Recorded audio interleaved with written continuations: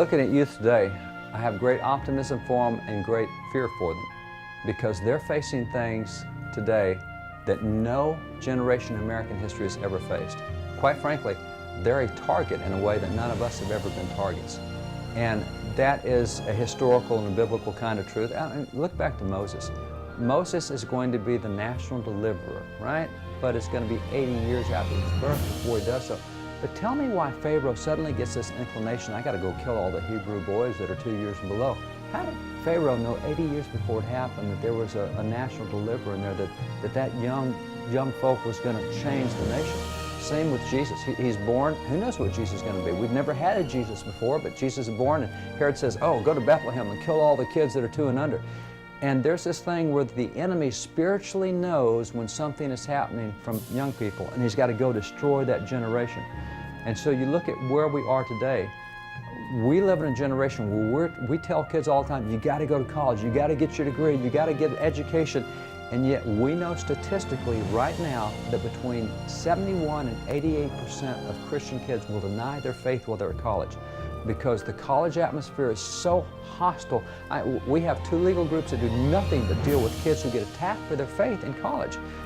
We get reports all the time from kids who walk in the classroom. The professor actually says, how many of you are Christians? Oh, raise your hand. He said, you won't be when you leave this class. And he starts on them right then at that point in time.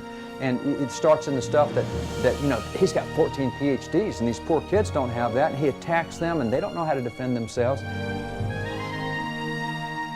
They're getting it from the good guys and the bad guys that God doesn't do miracles, He doesn't get involved in history, and yet history shows that He does.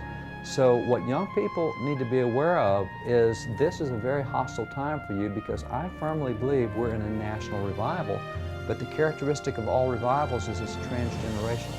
You see, you go to the Great Awakening that started America, the American Revolution, you look at all the preachers that were there, and they all had these young guys running around with them. And so what happens is you got all the spiritual stuff happening, but there's a young generation coming up that gets it right. And they say, hey, we need to be independent from Great Britain. We need a free country. We need a Constitution, Declaration.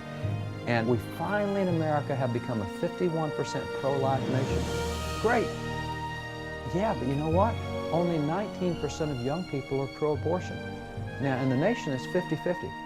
How did our young people get 25 or 30 points more pro-life than everyone that teaches them? More pro-life than the culture, more pro-life than their parents, more pro-life?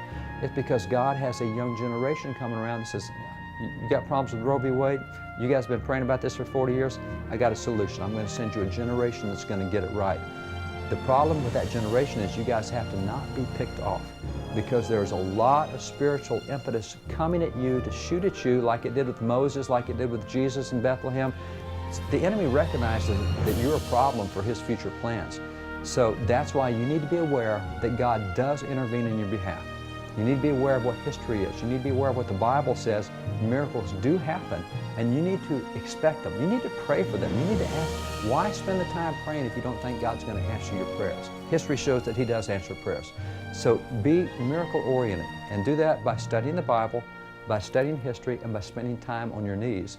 If you do that, you'll keep yourself safe from all the stuff that's coming after you in coming years to disable you and take you out of the battle, because we need you in the battle. You're key, but you have to have the right viewpoint.